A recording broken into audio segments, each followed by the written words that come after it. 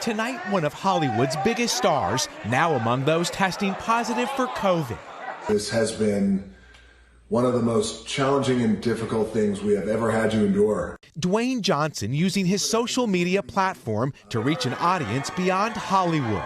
The Rock sharing how his young family caught COVID despite taking precautions. We picked up COVID-19 from very close family friends.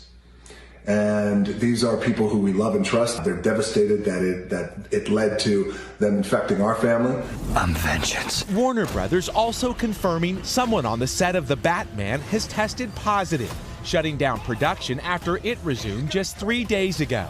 The cautionary tale from Hollywood's highest paid star, who with his family is now recovered, comes as authorities worry Labor Day weekend will fuel another spike in COVID cases.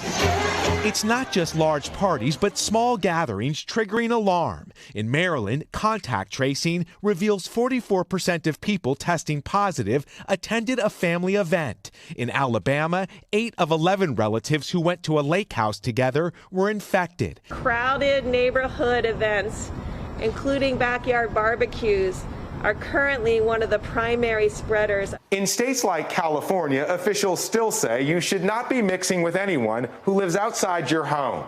And authorities say this holiday weekend, if you do have people over, stay outside, wear a mask, and limit the group to 2 or 3.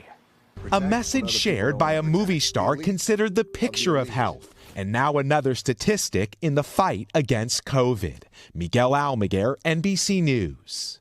Hey, NBC News fans, thanks for checking out our YouTube channel. Subscribe by clicking on that button down here and click on any of the videos over here to watch the latest interviews, show highlights, and digital exclusives. Thanks for watching.